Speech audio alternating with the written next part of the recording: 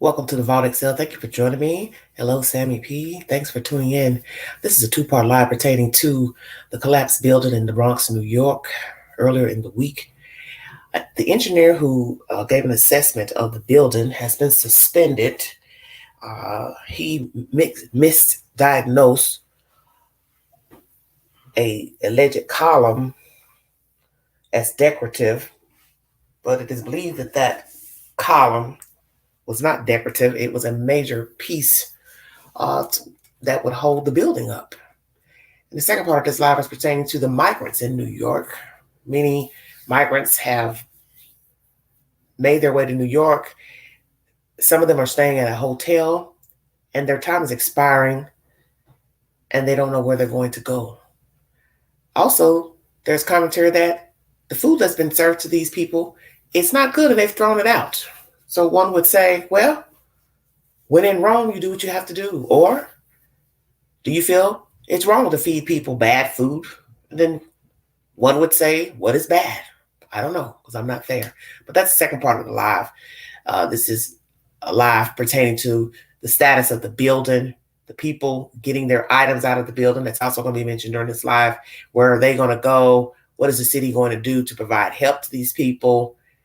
The holidays are nearing. And also there are migrants who are also staying in New York at a hotel, and their time is running out. And where are they going to go? Thank you so much for joining me. If you'd like to donate to this great network, $Beganji 129 Cash App. Stickers and chats are always welcome during the live stream. Happy holidays to everybody. Fox 5 New York is the source. Families from the collapsed building in the Bronx are being allowed back in for a short time to retrieve valuables. Robert Moses has more from the Morris Heights section of the Bronx. And Robert, we're talking things like prescriptions and things like that. That's right, Tashani. Think about it. You have 20 minutes to gather your thoughts, prioritize your belongings, and take what you can because you have no clue when you might be able to come back here. That is the plight of families here who watched part of their building get dismantled piece by piece.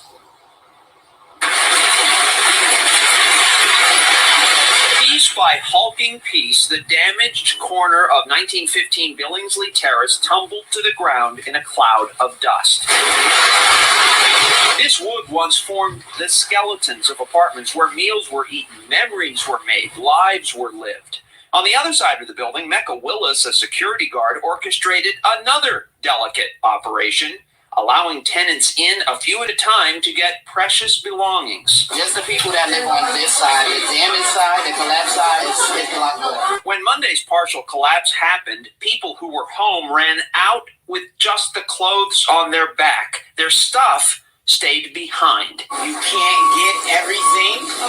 You have to get emergency stuff, and it will take y'all about 20 minutes. 20 minutes. That's all the time that people like Diana Martinez had to grab whatever they could. My baby's clothes, my kids' clothes, their toys, personal documents, and that's it. Martinez is the mother of 3 kids. The family once called the first floor home, and then Monday happened. We was eating, and we heard like a big explosion. We had to run. The Red Cross provided Martinez with a place to stay through last night, but when we spoke to her, she didn't know where she would go starting today. I hope to have a Merry Christmas. Martinez counts her blessings that she and her kids escaped. Somehow, no one died on Monday. The cause is still under investigation. Asked what she needs, Martinez made a simple request. Money comes and goes. I guess prayers.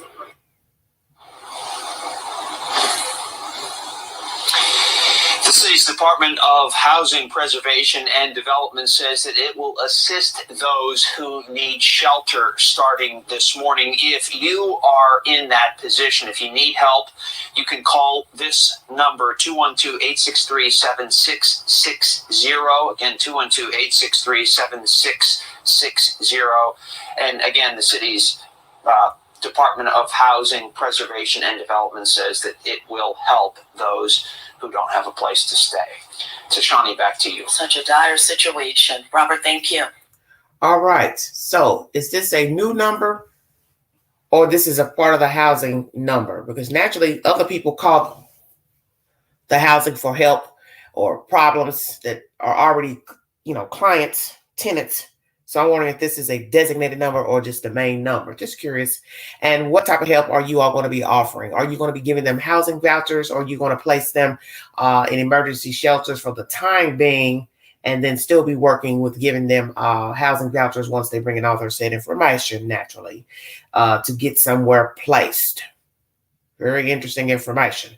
When you go to my community board, you will see a video in the queue of the building where there's a crack right up underneath the air conditioning unit. I want you to look at that picture very carefully, because one would say you all had problems long before anyone did any work to the building, misdiagnosis of the building.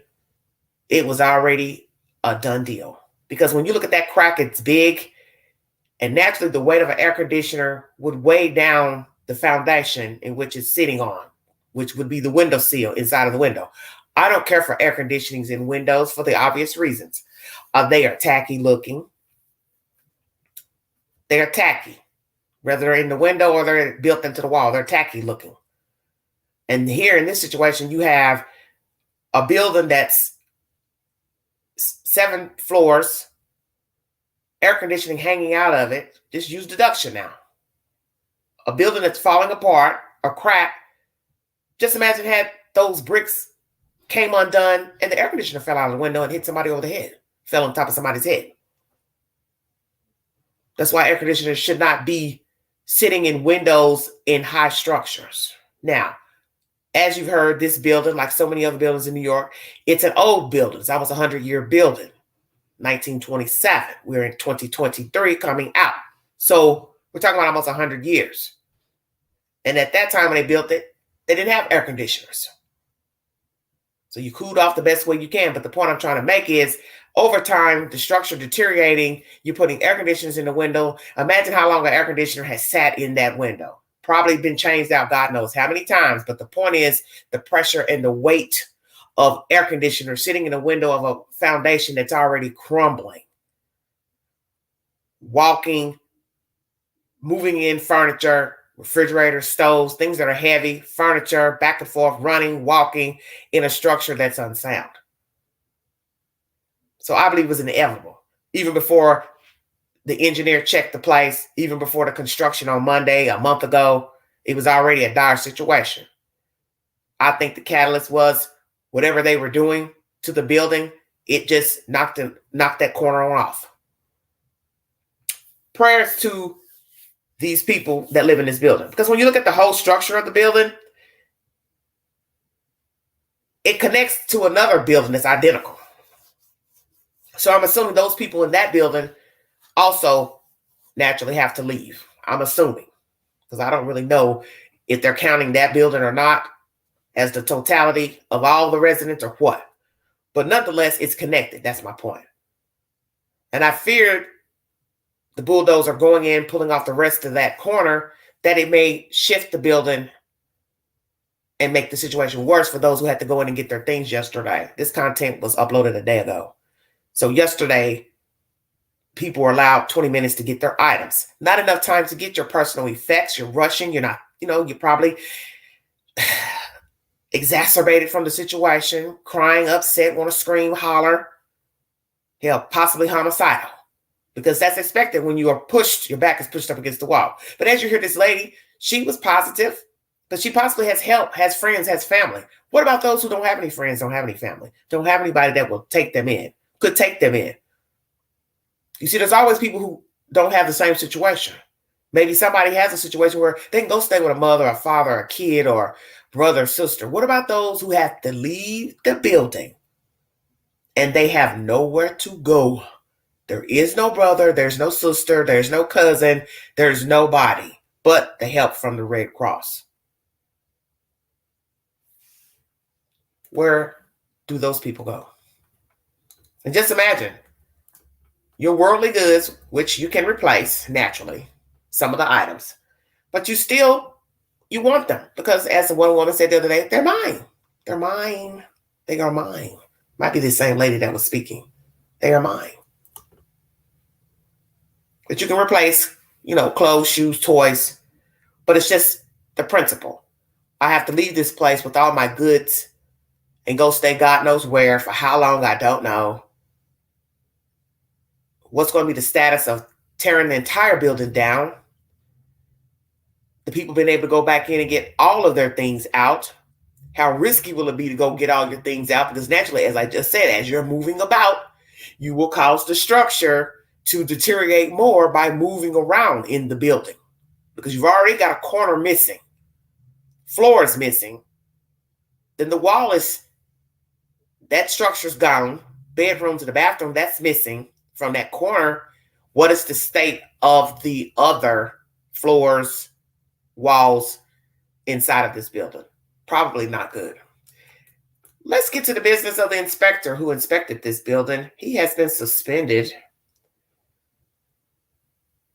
due to giving directions that the wall was a decorative wall, but it was not. New York NBC is the source, News 4. New York engineer suspended amid Bronx building collapse investigation. Boy, this is bad. It's that old saying, when it rains, it pours. Sometimes it does. Once again, prayers for these people. This was uploaded 22 hours ago. It continues to investigate the cause. News 4's Mark Santia has the new developments.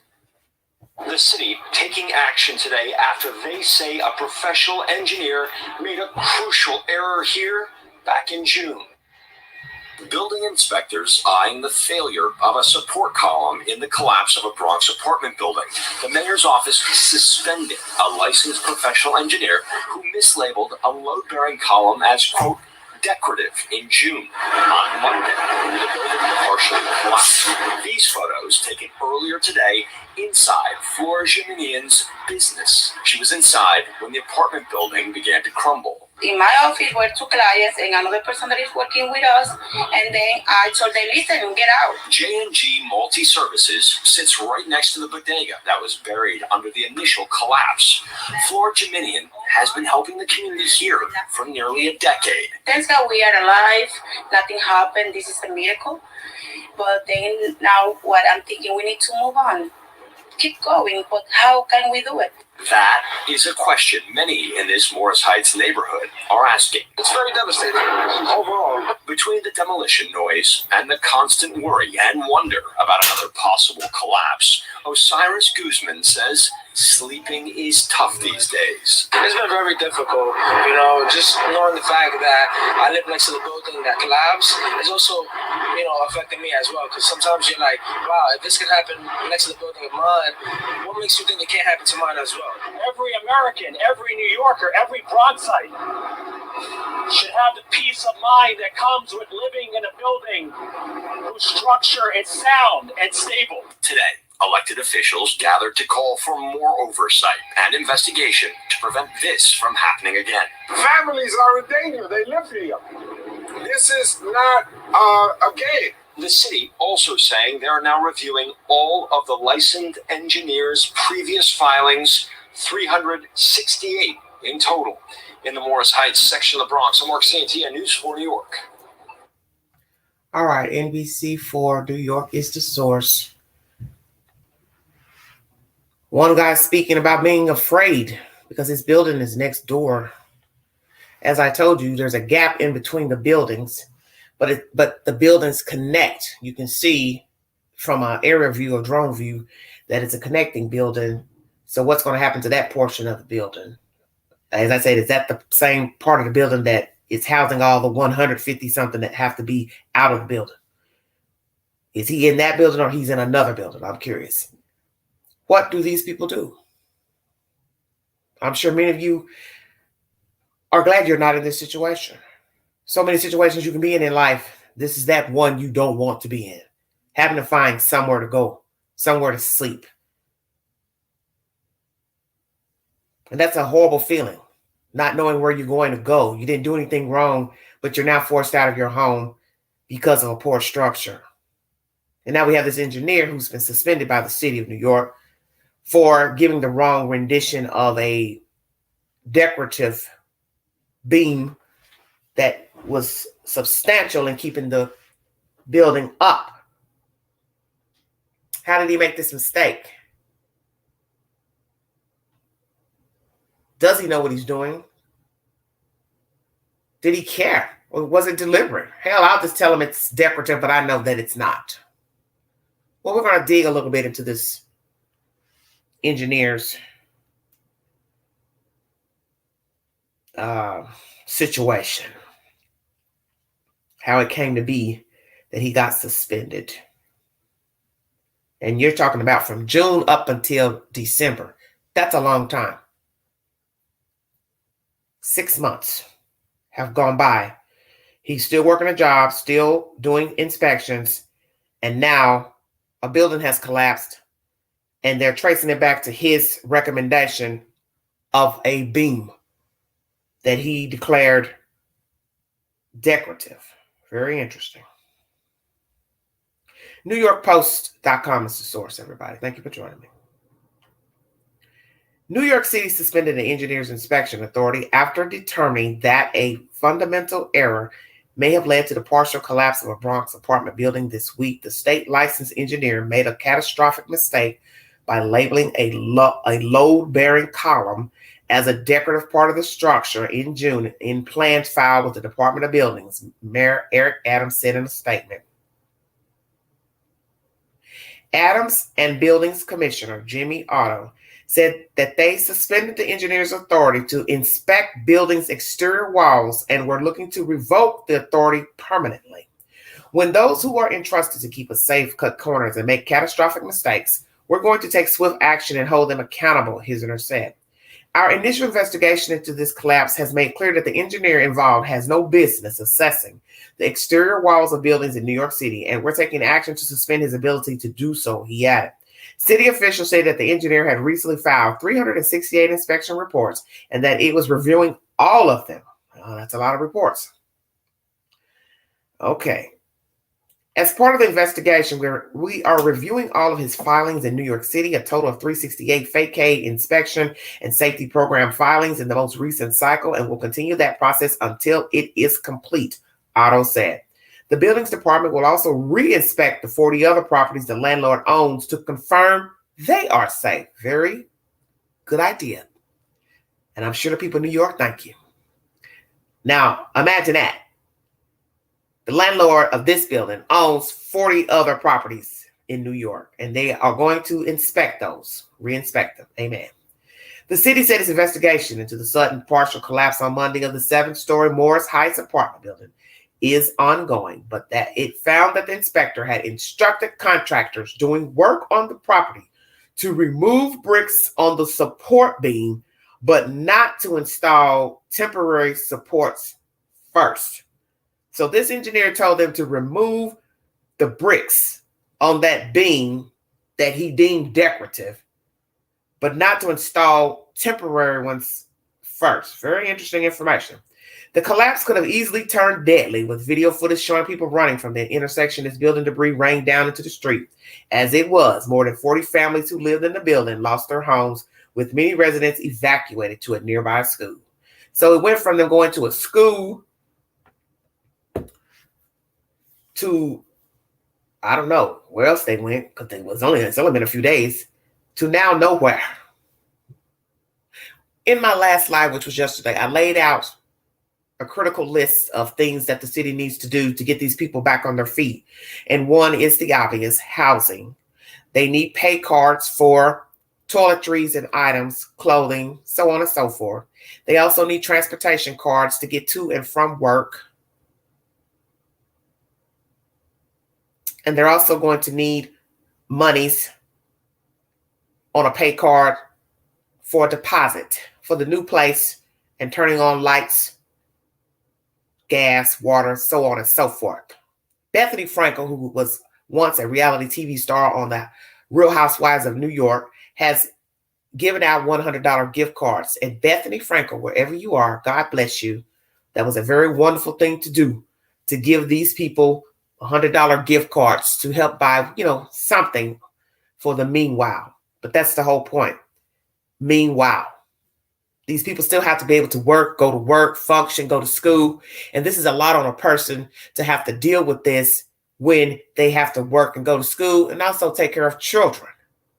If you are a single person, you're in this situation, you are, sad to say, in a better situation than somebody who has children, because now a person has to look out for these children and themselves while trying to navigate this hurdle of getting a place to live and getting documents in on time. And that's what's going to be critical as far as dealing with the city. If they need a voucher, you're going to have to, verify who you are, birth certificate, social security card, all those type of things, income. You got to now go get statements to verify your income. It's going to be a lot of running around. And if you work, that's going to be a problem.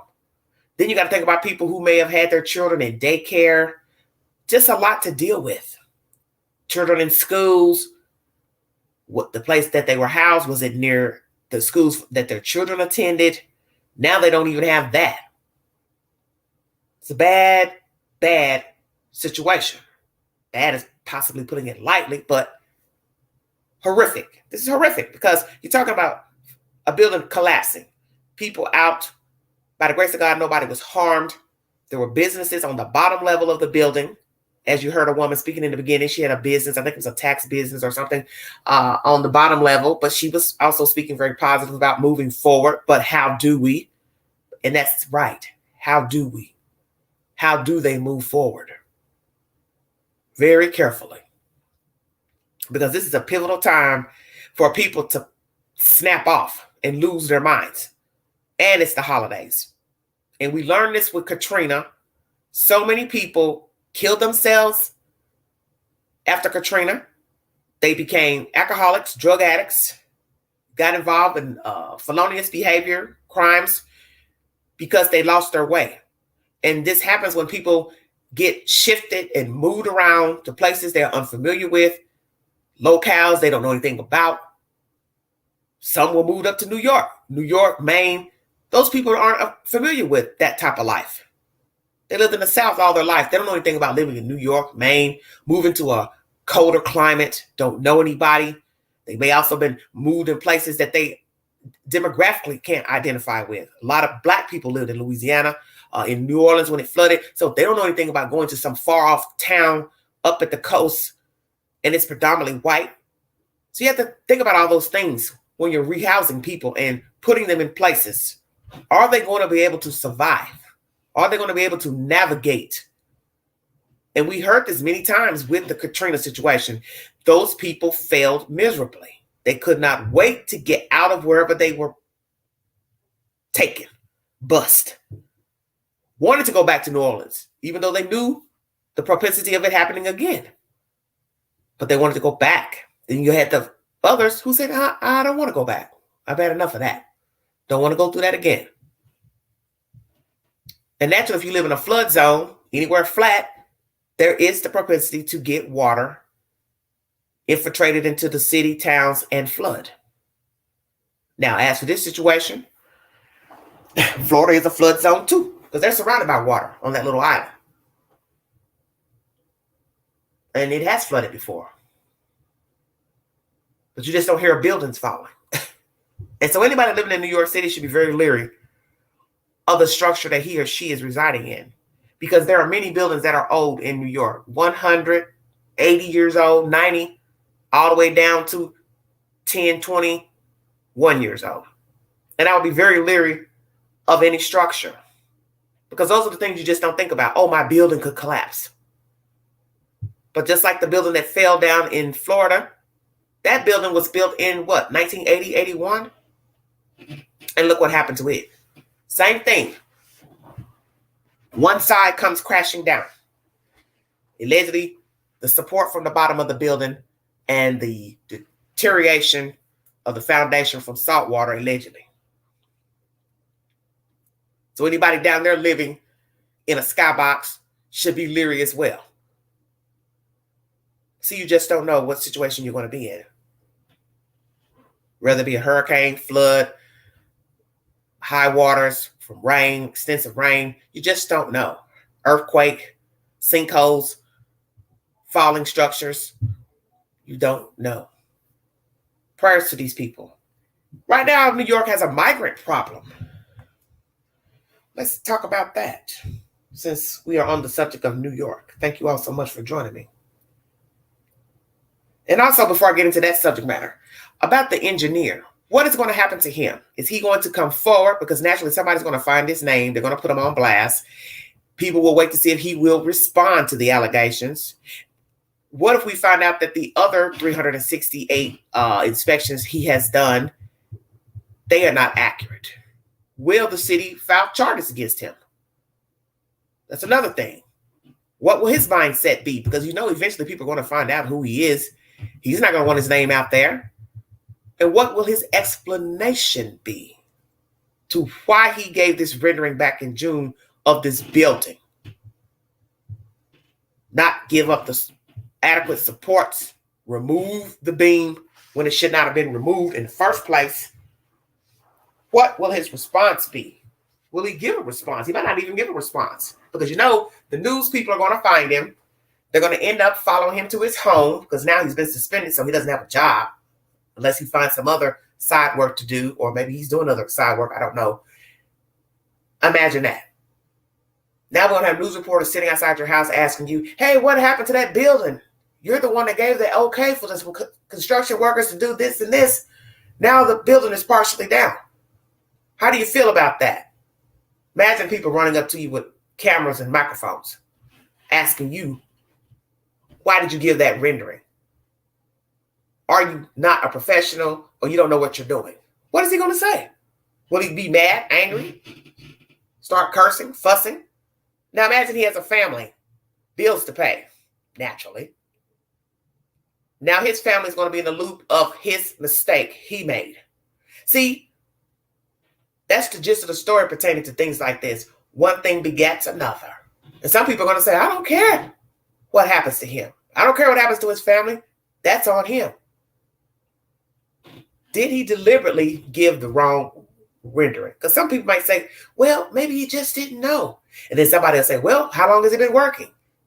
Is he certified? Is all his paperwork certified? Is he new at this job? Has he been on the job a long time? Is it that he just possibly made a mistake? Thousands of questions you can ask. But he will be the only one that can answer them. And we will wait and see what his response will be. But I'm sure it's going to be a bad fallout either way. And I'm praying for the mental state of the children and the people living in the building, because this is a lot to deal with right now. This is a lot. And frankly, as I said before, when these people finally find another place, I think they will still be leery if they find themselves moving back into another structure that is not one level. And frankly, after this, I would try my best not to find another structure that was 6, 7 flights or higher. But as I said, this is New York. And most structures are 6 floors, 7 floors and higher. I'm also curious about this building if it had an elevator. Have not heard any mention, but there are buildings in New York that's 5 floors, 6 floors. They are walk-ups. There is no elevator. You have to walk 6 flights, 7 flights up to your house. And I can't even imagine 7 flights up, I'm walking to this place with groceries, toiletries, deliveries, children, strollers, so on and so forth every damn day. But people do it. I personally could not live in a walk-up. Growing up in Chicago, I lived in a 3-flat building, and I lived on the 2nd floor. And even today, in my right mind, I couldn't imagine climbing up 3 flights of stairs every day with bags of groceries and moving things in and out, carrying things in and out up to 3 flights of stairs. I couldn't do it. I know I couldn't do it. And I wouldn't want to. But this is city living. And some people are accustomed to this type of life. So will some of these people stay in the city, migrate out of the city over to New Jersey, or will they try to stay in New York, but necessarily not New York City? We will see what testimonies we will hear. The migrants. A lot of you probably haven't even heard of this information. There is a lot of chaos right now in the United States of migrants coming here from different countries, Mexico and other jurisdictions. They're getting here some type of way. They're also getting help from the cartel and different people bringing them close to the border. And there's nowhere for these people to go because, as most of you know, we have a housing crisis right here in the United States because rent has gone up, bills have gone up, food, so on and so forth. Most of us are barely living. Many people are needing a place to live. And now you have this influx of migrants being shipped around the United States, which is the craziest thing I've ever heard.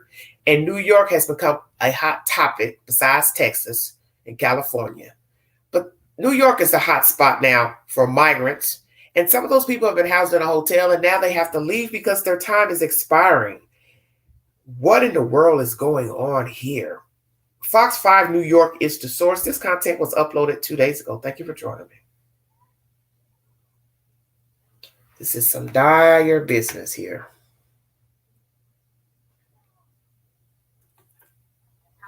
They've helped apply for asylum. Fox 5's Morgan McKay joins us now in studio. And Morgan, these numbers certainly paint a pretty startling picture. You're exactly right, Steve and Natasha. This migrant crisis is far from over. And just last week, more than 3,800 migrants arrived here in the city. It's very hard to keep up and to really get to stabilization. More than 150,000 migrants have passed through New York City shelter system since last spring, with more than 67,000 migrants currently in the city's care.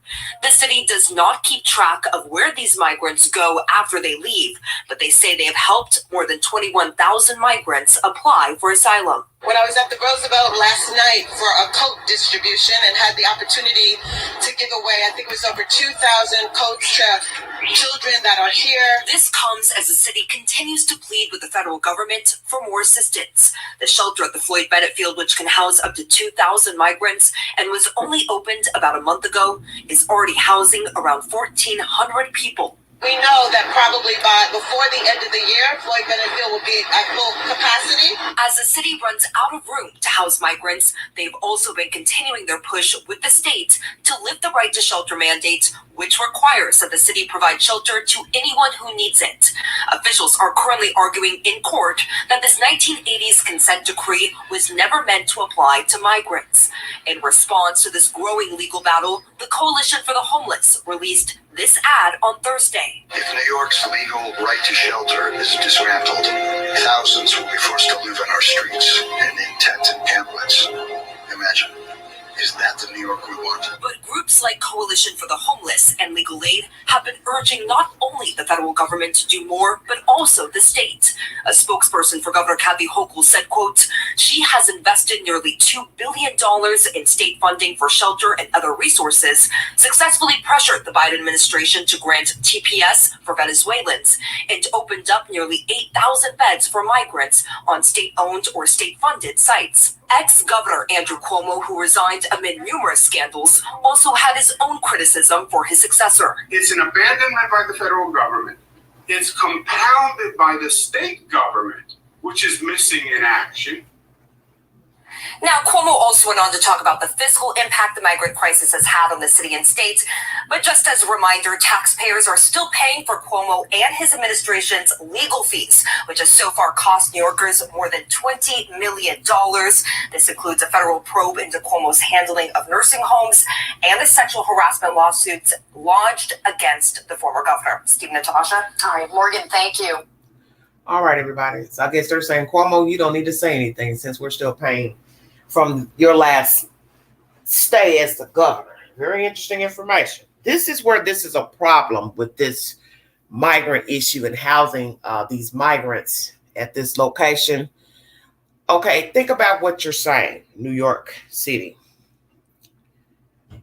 You have homeless people in New York City, and I'm assuming you have a lot of homeless people. So what sense does it make? I mean, it's a flip of the coin. What sense does it make to be worrying about housing migrant people when you have already homeless people in New York that you don't have, or you didn't make any resources for them? And some people might say this is a double-edged sword and it's biasness because homeless is homeless. Nobody told whoever shipped those people to New York, why would you do that? An island that's already small, filled with people, sky-high rent, And you're going to ship them in a place that's one that's cold, people living on top of each other like damn roaches, people already homeless in the city, and you're going to ship strangers to a city with already housing and financial issues and homelessness. That makes no sense to me. So who is the bright person that shipped those migrants there? Because I've been trying to figure this out, this shipping of migrants from city to city. Who is in charge of this nonsense? Because I heard it a year or two ago. It was Colorado, California, different places in Texas, now New York, probably other states, and you got to ask yourself, why would you be shipping people to places that already have a high volume of homeless people? You know damn well there are a lot of people homeless in New York. So what sense does it make to ship migrants to New York City? That is the stupidest thing I ever heard. And you're housing these people because you can see the setup. What about the homeless people? What are they thinking? Damn. I've been living here for years and homeless. Nobody's tried to put me into a house. I got to jump through hurdles to get to the shelter on time. Pray I get a bed. And now these people coming from Guatemala, Honduras, wherever, and they get shipped here and they get housed in a hotel and or arena, blah, blah, blah. But we live here in New York, possibly from New York, and we can't get a bed, a warm hotel room. I want you to think about that for just a second. Many people are homeless in New York, and you, the city, you never set up a hotel for them, did you? Did you ever set up a hotel or an arena school for the homeless in New York City? I got a feeling the answer is going to be no. But all of a sudden, an influx of migrants come in, and now you're talking about the budget, state budget, city budget, trying to find a place to house these people, home these people. But you already got people there homeless that you have not gone out your way to try to house. And another thing about that is a lot of people who are homeless don't want a place to live. Let me say that. Because I've watched documentaries of people being homeless, and they've been homeless a long time. And they choose to live that way. Some don't want a structure. Some don't want to be responsible for a place, pay bills, pay rent, pay light bills, so on and so forth. That is their choice. But there are some people out there who maybe they just can't get it together mentally, can't get the momentum, don't have the drive, want to work, but something's holding them back. I don't know, because I can't speak for everybody. This is interesting to me because New York is overcrowded. It's always been overcrowded. And for anybody to think logically to ship anybody there is the right thing to do, you are wrong. You go to New York, if you already got a place to stay, you already got a job lined up. That's not a city you want to just go hang out in and hope that you make it. Because we've heard of the terrible stories of people going to New York for various reasons, trying to enter into the entertainment business, music, acting, and they end up homeless. And next thing you know, they end up on drugs, in trouble, or dead. What is the 411?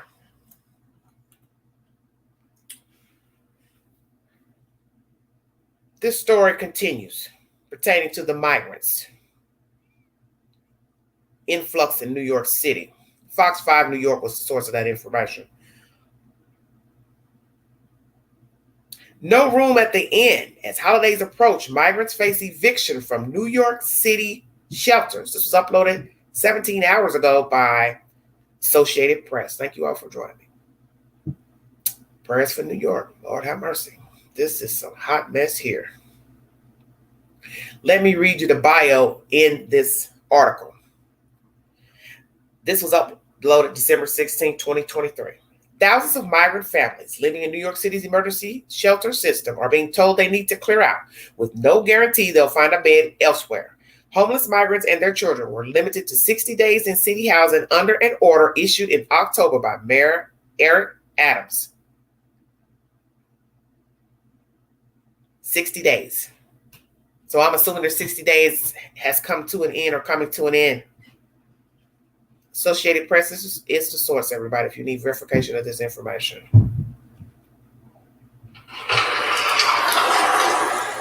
A mí me dijeron que este país era diferente. Pero no.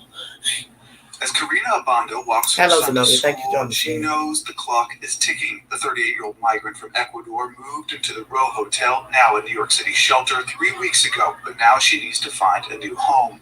Hers is one of thousands of migrant families in New York's shelter system that have been told they need to clear out and either reapply for shelter housing or find their own way in the coming weeks. Yo le dije a mi hijo que aprovechen, disfruten el hotel, que estamos con un techo ahorita, porque ya nos van a mandar. Ya nos van a mandar y vamos a estar a dormir en el tren o en la calle. Y mi hijo solo se puso a llorar y dijo, tengamos fe. Mayor Eric Adams' office says some families will receive a holiday reprieve, but no decision has been conveyed to many of the more than 3,000 families that have been issued notices so far. Ana Vasquez, a 22-year-old from Venezuela, is 8 months pregnant. She recently received her notice to leave the Row Hotel by January 8th, less than 2 weeks after her baby is due. Pediríamos a cada hotel que nos dejen. Si no nos dejan, pues no sé qué haríamos. No tenemos como un plan de escape si no podemos alquilar. Es difícil la situación. Y más con un bebé. The first wave of New York's migrant families was expected to reach their 60-day shelter limit just days after Christmas. The city, overwhelmed by asylum seekers, has warned there's no guarantee they'll get to stay in the same shelter or even in the same part of the city. Those families are panicked right now. They could be hours from the closest school or the school that they are currently enrolled in. All of the services and the connections in the community that they've been building in the place where they currently are, all of that could go away. Many families fear they will have to go through the same process as single adult migrants who line up in the early mornings to petition for a new shelter stay. Some are able to secure 30 more days, others cannot. We are here every day. People are here every day. Even if you get a shelter, it's for a short time, like 30 days. It means you are not even going to sleep. Because every single day, you are waiting for the guard to come to wake you up to tell you, listen, tomorrow you need to leave. You need to leave. Obando's 19-year-old son and his wife have already been forced to leave the Row Hotel. On January 5th, she fears her and her 2 younger sons will meet the same fate. Como madre. As a mother, I hurt. To be sleeping on the train in the street cold, this hurts me a lot. Está durmiendo en el tren, en la calle, con frío. Y sí me duele mucho. Y a veces nos toca a nosotros también. Now it's our turn too. David Mark, the Associated Press, New York. 60 days. This is to expire their stay at the Row Hotel right after Christmas. I had not heard of New York housing migrants in a hotel. 3,000 people, that's a lot of people. They probably have more than that homeless on the island. Because I believe Knoxville had about that many people homeless. And Knoxville is nowhere near the magnitude size of New York City. So it's probably 3 times that's homeless in New York City. And as I just said, there are probably people saying, you haven't done this, the city, for the people who are actually homeless in New York. They're already homeless, been homeless. And you get an influx of people, and then you go out of your way to house them, feed them, clothe them. But have you done this for the people who are already homeless in New York City? Somebody needs to answer that question. And as I said, there are probably a lot of people who like being homeless, but I'm sure there are others who do not. So we'll fair that question for those who don't want to be homeless. Imagine being pregnant, having to leave in January or sooner, nowhere to go, and now you got to navigate around this cold city trying to get help. And as you heard the one guy saying, they're standing in line. They have to reapply. You don't know the day somebody's going to wake you up and tell you got to go. You can't come back. See, that's a terrible way to live. That's why I said a lot of times we end up in situations where we're not happy with our own lives and where we live and how we're living. And then we hear stories like this. We realize we're not in that situation. It's not saying that we could never be in that situation, because as they say, most people are one paycheck away from being homeless. One sick event, get hurt on the job, you're down. Now you worry about how you're going to pay your rent if you're not a homeowner. It's dire out here. And with the escalation of the rent prices, anybody could be in this situation.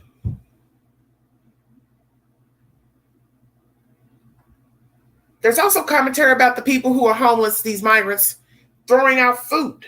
I know some of you are probably not going to agree with that. Some of you might say, well, I wouldn't eat bad food either. Angela, you're entitled to your opinion. This is a continuation of this migrant situation in New York City.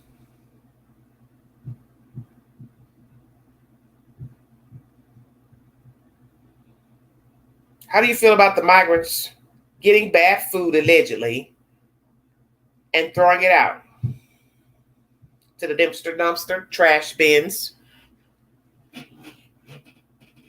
What do you say, Zenobia? New York Post is the source. Several migrants confessed to the Post Friday the meals served up at the New York City Asylum Seekers shelters are so bad, they often just trash them, with some opting to sneakily cook in their rooms instead. Their claims of terrible food came a day after it was revealed thousands of uneaten taxpayer-funded meals prepared for asylum seekers are tossed each day. How about that? Interesting. No one likes the food, Jesus Alberto, 31, from Venezuela, told the Post outside the Roosevelt Hotel, the Big Apple's main migrant intake center. Without lying, it's bad. Meals served to the migrants include pancakes, I think this is called cuicas, a type of fried tortilla for breakfast, sandwiches for lunch, and dinners including chicken Alfredo and chicken with spaghetti. The number of meals being wasted is down, in part, to asylum seekers ditching the city-funded food in favor of buying their own. The Post spotted several migrant families hauling groceries into the Roosevelt this week, including strollers stacked with boxes of Cheerios and cornflakes, as well as bags filled with chips, bread, and pasta. There's a lot of food left over because people eat in their rooms, one migrant, Victor Herrera, 29, said. A lot of people get food on the street because it tastes better and there's better variety. Migrant mom Johanna Roy, 23, admitted the breakfast is varied, but not to her taste. The breakfast they give us is very sweet. They give us pancakes, donuts, and cookies for breakfast at 6 a.m. It is too sweet to give to my daughter, so I just take a few things. Very interesting. Nothing healthy apart from eggs and fruit, apples and oranges. No oats, she added. As for the rest of the meal, she added, the food is very cold and they don't let us heat anything. You can't heat the food, migrant mom Johanna Roy, 23, said. However, she admitted to keeping a rice cooker in the Roosevelt shelter room she shares with her 2-year-old daughter when they used to make meals. They don't let us cook, so the mothers have rice pots we cook with. We make rice and meat in the rice pot in the room, Roy said. I try to cook as much as I can in our room so my daughter doesn't eat too much food from the street. It's not healthy. Fellow mom Alexandra Salas, who has been staying at Roosevelt for 7 months, said she too won't feed her kids the cold meals. The breakfast and lunch is so cold we can't eat it, so it gets thrown in the trash, she said. They serve sandwiches for lunch, but they are freezing cold. Very interesting. It comes after internal company records obtained by the New York Times reveal one company who serves meals to migrants across the city had to trash more than 70,000 wasted migrant meals between October 22nd and November 22nd. Doc Go, who do not provide food for the Roosevelt, were awarded a $432 million no-bid contract by the city to help with migrant services. Under its hefty $1 million contract, the COVID testing turned migrant shelter firm receives up to $33 per day from the city to provide 3 meals for each of the 4,000 asylum seekers it looks after, meaning the discarded food over that 20-day stretch would have set taxpayers back roughly $776,000. We take the health and safety of migrants in our care very seriously, and that includes providing them with proper nutritional meals, a City Hall spokesperson said in response to the Post query about migrant complaints. As we continue to adjust food orders to improve quality, quantity, and respond to cultural preferences, we are dedicated to providing those in our care with enough food, while at the same time being responsible stewards of public resources. The city's Department of Housing Preservation and Development has claimed migrant meal consumption is currently at 93%, despite internal logs from .gov citing high amounts of wastage. .gov continually monitors food consumption and works to proactively identify opportunities for savings on behalf of New York City, a .gov spokesperson said.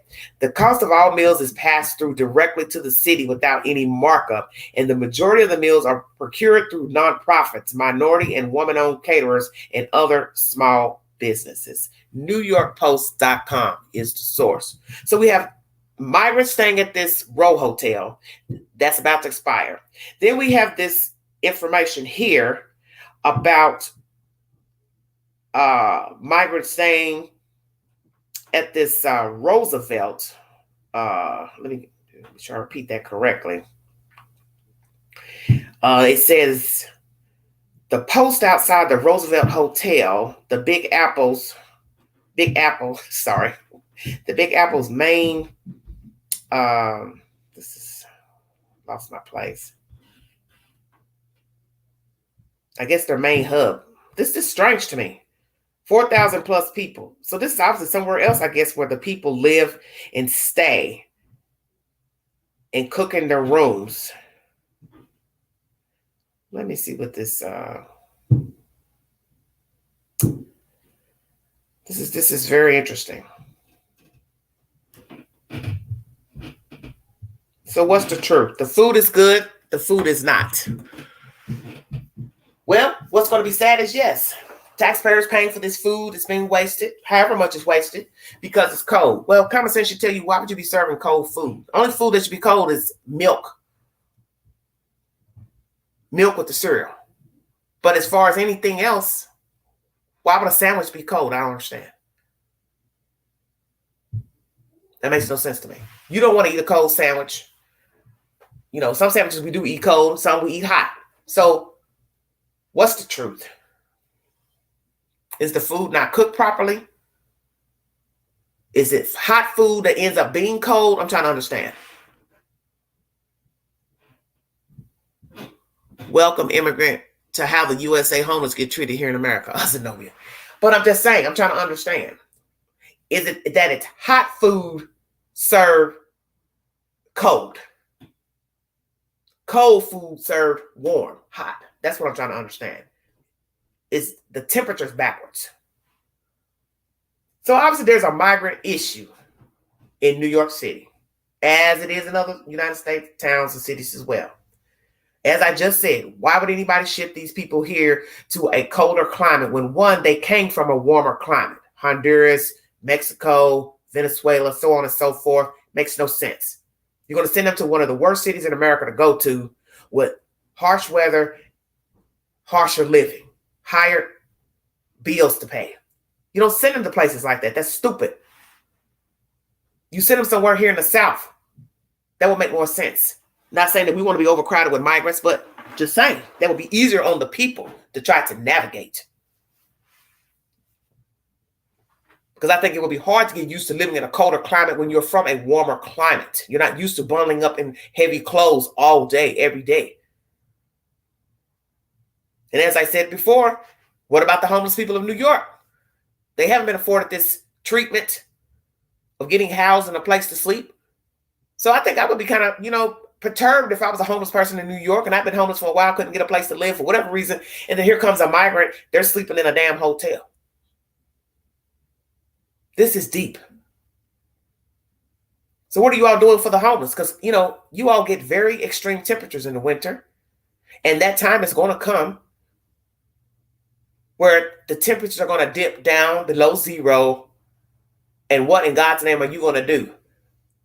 With the homeless you already have, plus these migrants that you're trying to get rid of out of these shelters and hotels.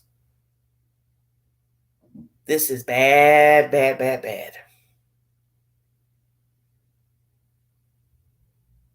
Prayers for New York once again. Because besides the building falling off Monday, a mad fire, I think a day later, businesses got burned. They also have a migrant situation. And what I found interesting in this commentary that I read to you, one of the women said she'd been living in a hotel for 7 months. Well, that one commentary I brought you, they just got to the hotel, allegedly, to the row or whatever, and they only been there not even a month, because it just said 3 weeks. The lady said she only been there 3 weeks. So we got one group 7 months, and this other group 3 weeks. Is it a matter of these people being shifted around from place to place, but have been in New York a while? This is sad to me. And it gives you pause to be thankful and grateful for the little hole in the wall that you're in. Maybe you're out there listening to this live stream and you don't have the best circumstances. You're not living in the swankiest of a building structure. Excuse me. But you're somewhat warm. You have heat on. You have lights on. You have gas on. You have running water, a toilet you can flush. You have a refrigerator. You have a little bit of food. You know tomorrow you're going to wake up there unless you pass away. You understand what I'm saying? I say this all the time. Being homeless is no joke, and it's a place you don't ever want to be. And you can end up homeless from a multitude of ways. Your own doing, getting sick, getting hurt, you can't pay your bills. You live somewhere where you're not getting along with the tenant or the management. They decided they want to evict you, or non-renewal of a release. It could be a multitude of ways you can get yourself out of a place. Or the property's being sold. Now you got to find a place to go.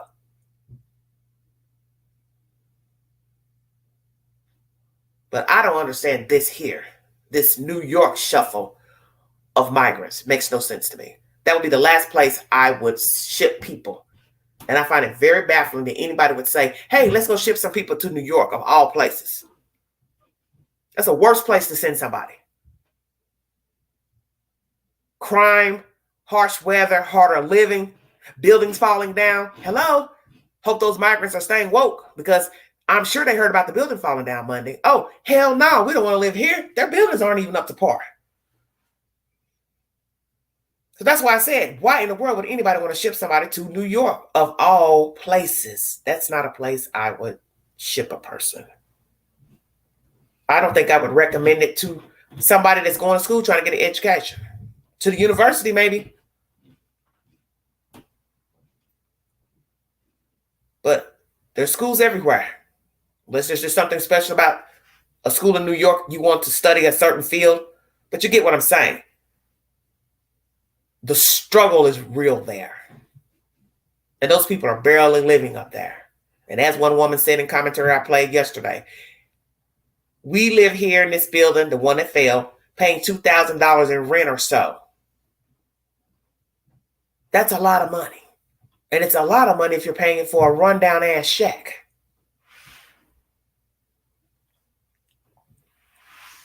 We're crying about the little money where we live. God forbid you're in the South. Your rent ain't made it to $2,000 yet. But that's just jacked up. $2,000 for a building that just caved in. And then now you got to go find you somewhere to live. And pray that the city can help you get yourself to a shelter or to another hotel. And frankly, that's where I would prefer to stay if I had to be homeless. I would not want to stay in a shelter. But we understand you have to do what you have to do. But I would prefer to be in a hotel. And that's what I would tell whoever's navigating this situation with helping these people from the New York building that fell. I'll take a hotel until I find an apartment. Because at least with a hotel, you can have your own space, your own door to close. You have a microwave. You have your own bathroom. You're not going to have that luxury in a shelter. You're going to be sharing bathrooms in a shelter. And you definitely can't have any valuables because you have to worry about somebody stealing it from you. That's my commentary, everybody. I'm not going to hold you all. I'm almost at 1 hour. But let's pray for those in New York, as we do everywhere else. People have problems everywhere. But right now, my content is pertaining to New York City. Prayers for the people that lived in that building, Morris Heights building in the Bronx, where the building was caved in. I brought you content that the engineer that gave the rendering for a wall to be removed, a beam to be removed, he has now been suspended what's going to be the fallout from that. They're now getting ready to check 368 of his other inspections. What will they reveal? And also those same 368 inspections will be re-inspected by the city. What will be the fallout from those re-inspections? I'll bring you that information as I get it. Let's see if he responds to the allegations that he made a mistake pertaining to this Bronx building. Will he own up to the fact that he made a mistake? He's now out of work. How's he going to get work at the next place? Who's going to hire him now? See, it goes way deeper because we didn't really know who was responsible for what happened at this building. But we also have to use deduction that the owners had problems with the building, citations, numerous citations. So it's just a slow burn. Owners not doing their job. Inspectors keep giving them a pass and citation, and not bringing the hammer down. Engineers saying, hey, take this down. This ain't no problem. Boom, now the building falls in. It's just a ripple effect of negligence. And that's the thing about negligence. It has to start somewhere. And usually with negligence, other people jump in on the bandwagon and they aid, the foolishness. And that's what I'm seeing here with God knows how many owners the building has had, how many patch jobs have been done on the building and other buildings in New York City, other buildings that this Mr. Zanger owns, the city not doing their part. And then you got an engineer who makes the wrong suggestion. And now you have a building that's caved in on one side and people now don't have anywhere to live. All from negligence. And that's just the bottom line. And that's just the way the world is. You got to point the finger. You got to blame some damn body. But all in all, you got to start with who owns the building. You got to start there. Because in the end, the building had cracks. And that's not from the engineer. They were there before the engineer was even brought in to inspect the building and give a rendering. And the other properties where Zanger and other slumlords have officiated, they don't really have anything to do with an inspector or engineer either. It's their job thereafter to give the appropriate rendering, tell them, hey, this is what you need to do. But in the end, the owners don't have to do it because they do what they want to do. They'll either fix it or they don't, or they patch it until worst case scenario, which is what happened on Monday. And by the grace of God, nobody was killed because, frankly, I think that there are a lot of us who were waiting to hear that somebody did not make it. That everybody got out of the bottom building in the businesses, the bodega, and nobody was home at the corner of the building that fell off. Now imagine that. God was looking out for those residents and those people on the bottom level who worked in the businesses. Because I'm telling you, had that corner came off in the wee hours, somebody probably wouldn't be alive this week. Because they would have been in their bed asleep. Prayers for New York. When I get more information for both stories, the building, the migrant situation, I will bring you an update. If you'd like to donate to this great network, $Big Angie, 129 Cash App. Stickers and chats are always welcome during the live, bringing you stimulating content, veering away from the true crime arena. I still have updates, of course, to bring you according to stories that I have discussed on the network. There are a few crimes that I have discussed, and I will try to bring you abreast to those updates. But if I decide that I do not want to discuss those subject matters, I will post the latest information to the community board, and you can feel free to go over there to read the said information via the videos. But I have decided that I would like to talk about other situations that plague America and other subject matters that don't revolve murder.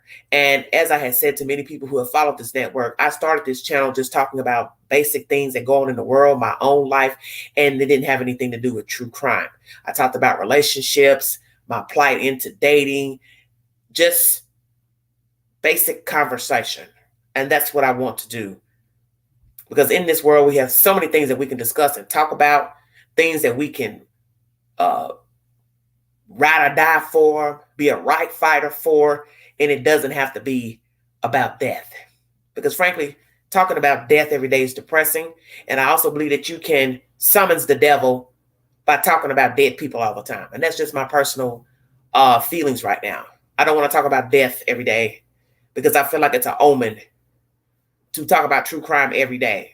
And I refuse to give the devil what he wants. And that's just how I feel about it. And I've noticed lately, I bring the content, it's winded.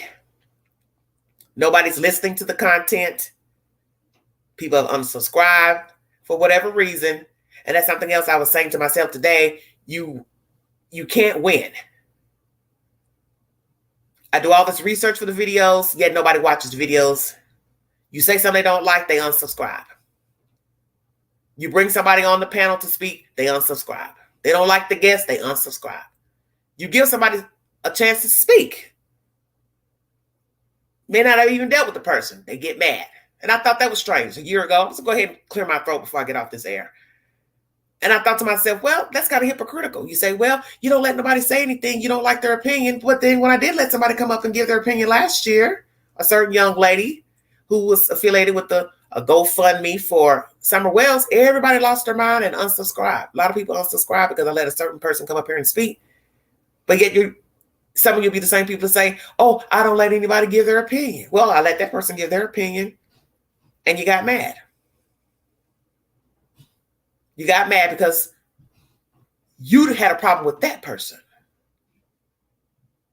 So, oh, she's over here on her channel talking and I don't like her. So I'm going to unsubscribe everyday shenanigans, woo, woo, woo. But yet in the same breath, you complain that I don't agree with you.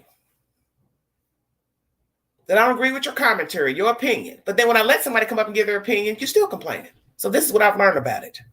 I'm not going to change for anybody. I'll give my opinion. You either like it or you don't. Because as I have said before, there are many things I see and read in the YouTube queue, under videos, commentary, I don't agree with. And I don't go stalk the people. I don't stalk the commenters. I don't stalk the YouTubers because I don't have that kind of time. And that's not what I want to do with my time.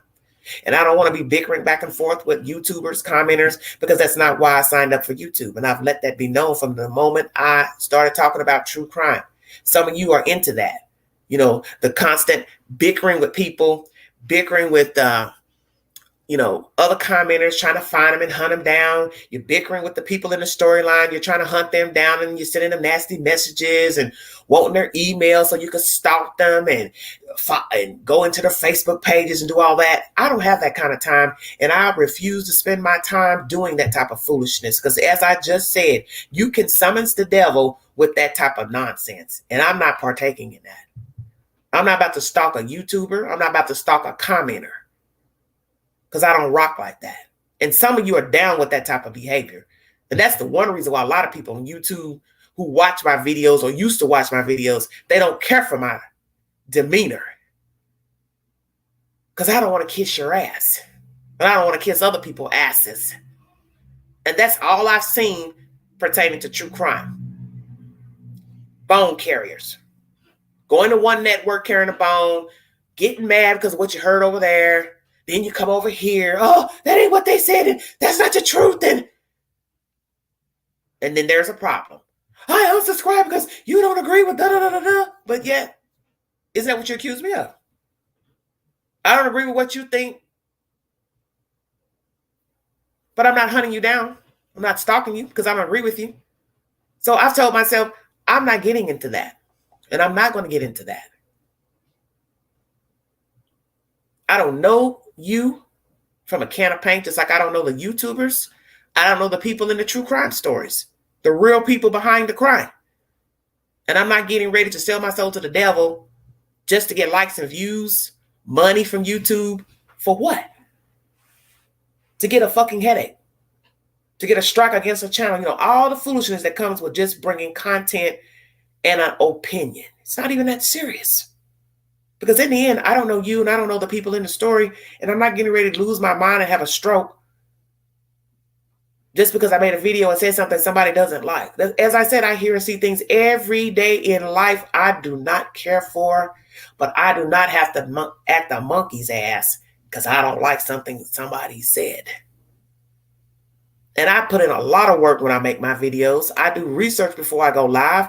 I look up things. I try to verify articles, see which article has the most information, as Mr. Chris Thorns instructed me to do many moons ago. And that was the best advice that I ever got from anybody on YouTube. Always check the Google queue to see the latest, because each story, each article has something different. And that is true. Because some of you will argue about that. Oh, that's not what they said. Oh, something else happened. And it's like, okay, calm down. I mean, it is an ongoing story. Things do change. And that's the whole point. Each source will have different information. It doesn't matter. It doesn't mean that it's not the truth or the truth. Because in the end, it's about perception and what you believe and what that person believes. And every source will not have the same information. So it's nothing to argue about. And I'm not going to do it. So I've decided to change the content I bring. I'm going back to how I was doing before when I first came to this platform. I talked about various situations going on in the world, various circumstances, and it doesn't involve talking about abuse of children, neglect of children, murdering husbands and wives. I can watch that stuff on my own private time, have my own personal opinion, and I don't have to talk about it on my own channel.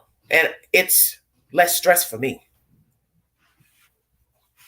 Because as I told myself recently, I don't want to talk about death every day. It's not good for me. And then I see how people behave in talking about death. And I have said I'm starting to wonder about the people who comment, that some of you act like these people in the story. Yeah, I'm going to say that. And that's something I wanted to say. You are 2 minutes from being a YouTube video yourself. Because I always tell people, read your commentary sometimes. Read your commentary and ask yourself, do you sound lucid or sane?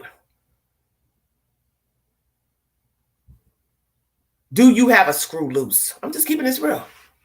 Because I think somebody needs to say it. That a lot of the behavior in the Facebook groups, the YouTube commentary, people jumping on panels, people commenting on the articles, you are very close to being one of those stories because you're not wrapped right. And like I said, we're all entitled to think as we see fit, but sometimes the commentary is, to me, borderline homicidal and sicko. Because like I said, if you can get so angry and disgusted with somebody bringing content because they said something in a video you didn't like, and you want to start stalking them and going off and getting mad and angry and going on, and it's like, okay, you can't accuse me of being a certain way when you are behaving worse than what you're accusing me of. That means you have a mental problem. And there's nothing that I talk about on this network that is worth all that. Because in the end, I don't know these people in these true crime stories, and you don't know them either. And when you have decided to take it so personal, to become angry and frustrated, and then start lashing out at me and other commenters and other YouTubers, that means it's time for you to leave social media alone. And I have said that to people over the years in talking about true crime. A lot of people are dysfunctional that watch true crime. That's probably one of the reasons why they watch it, and they're glued to every upload that a person has, and they comment, just excessively long-winded commentary, on and on and on, going back and forth. I always say there's something wrong with you. And that's not to be mean. It's just there's a disconnect somewhere. And I don't think a lot of you realize that when you comment. It's not necessary to comment back to back. There are people who watch my channel who never comment. And I've had people say that. Oh, I'm watching you, I just don't comment. Okay, cool. But they don't go on and on and on in the chat, cussing and fussing and getting mad and all that type of crazy nonsense. And I just be like, what is the problem? What am I missing here? And I told myself, you know exactly what the problem is, Angela. A lot of the people who are watching the videos, the people who are commenting in the chat, the people that jump up on the panel all the time, They are like the people in the story that you were talking about, the true crime case. They are 1 minute from becoming an Oxygen documentary, Dateline story, 48 hours story. And I believe that, because what you have to tell yourself is those people who we're talking about on Dateline, Oxygen, Netflix, they're regular people. And they were watching Netflix, Oxygen, Dateline too, before they decide to kill their husband, kill their wife, kill their baby, poison their coworker. That's the point. They are just like you. And you are just like them. And we're all human. And we all make mistakes. But some of us don't cross over. And I have just seen with my own eyes behavior on this YouTube network and social media networks that there are a lot of unstable people. And as I've told people who have been close to me in this arena, I don't want to go down that road. And I'm not getting ready to travel down that road of bickering or arguing with people about a story or my opinion. You entitled to think how you want, and I will think how I want. But I'm not going to change because you think that I should. Because then I wouldn't be my authentic self. And I'm not going to be like other social media people pretending to be somebody that they're not, and really not really wanting to give their opinion because they're worrying about the views and the likes. That's why a lot of people say that in the chat. Oh, I wish I could say that. I wish I could say that on my channel. You can't say it. Just say it. Because there's going to always be somebody that's going to disagree with your opinion. You don't have to use profanity. You don't have to curse. You don't have to be racist. You could just say, well, I really think he did that. And all it takes is one person to come back and say, how could you think like that? He didn't do that. And now they're mad at you. You can't please everybody. And that's just the way it is. But I thank you for letting me give you that little vent off my chest. I'm good. Everything's good in the hood. And as I said, I'll be back with more stimulating content and commentary. There was something I had seen earlier today. I might talk about that tomorrow. We have that on Sin and Sunday. Each day I try to change the my logos to something a little nefarious in the title to give you all a pause to not really laugh, but be like, oh my God, I can't believe she's got that in her title. But just, put a little humor with it, even though they are serious situations. But as I said, it won't be me talking about death every day, because as I said, there are a few cases that I still have to cover, the Daybell cases, Lori Chad. I still got a case out at East Tennessee with an infant that was a toddler that was murdered by her mother. And so there are a few cases that are still, I'm waiting for them to go to trial, and I'll bring you that said commentary. But if I choose not to talk about that topic, I will still post an update to the story and the case, trial or whatsoever, to my community page, and you can feel free to comment under that said commentary. But right now, I just don't have the drive to continue talking about true crime. I just don't have it in me. It takes a lot for me to get ready mentally. Zenobia's so funny. I just don't have the drive to keep following up on the videos. I'm just going to keep it real. I'm trying to be honest in my commentary here. I just don't have the drive to continue to keep talking about, as I said, death and mayhem every day. It takes a lot out of me to get everything ready to do the research. And I told myself the past couple of months, really over a year, I said, all this work you put into doing the videos, getting the information, taking your notes, writing down the questions, these people don't even appreciate the work. They go to the channels and watch all that extra fluff and bickering and shit where people want to go on and pretend to be, saints and all that. And those people are just as jacked up as everybody else. That's your prerogative. But they're not authentic. I feel like I bring my whole self. I tell you how I feel. Then there's times I don't say anything. I just let other people talk, let them run it. Sometimes I'll tell you, well, I really don't have anything to say about that right now. There are some cases of I don't have anything to say because I'm on the fence. But that's being honest. Or I've voiced my opinion 1,000 times about it, and I just feel like I don't want to give my opinion no more about it. Because I know it's going to be an argument. And I do that in real life with people. I know they want to go on and on about something, and I already know that as soon as I say, well, I don't agree, they're going to get to getting jiggy and want to get crunk. And I tell myself, I don't have to go down that road with that person, because what Angela's not going to do is argue about an MF that I really don't care about. And that's why I tell you, how you see me on this network is how I am in real life. I'm not getting ready to argue over here, and I ain't getting ready to argue in real life about somebody I don't even talk to and don't even deal with. You like them, you putting them on a pedestal, that's your prerogative. I'm not going to get mad at you for that. Hey, that's you. But what I'm not going to do is pretend I agree with you. So I just don't say nothing. Because my daddy taught me that. He said, sometimes it's best don't say nothing. Just listen. Don't respond. And that's what I think a lot of us need to learn, period. Whether you do YouTube or whatever you're into. Sometimes you don't have to respond. Sometimes you don't have to give a response. You're mad, you're angry, whatever. Just don't say nothing. Because guess what? The enemy knows how to get under your skin. So he sends people in with all that old foolishness. Go on, say it. She gonna get mad and pop off anyway. Don't respond. But that's just my feelings for today pertaining to my content as of late. And as I said, somebody had asked me the question on the channel in the comment section, what's going on with your channel? And you're not talking about blah, blah, blah. And I just responded, there's too many other things I can talk about.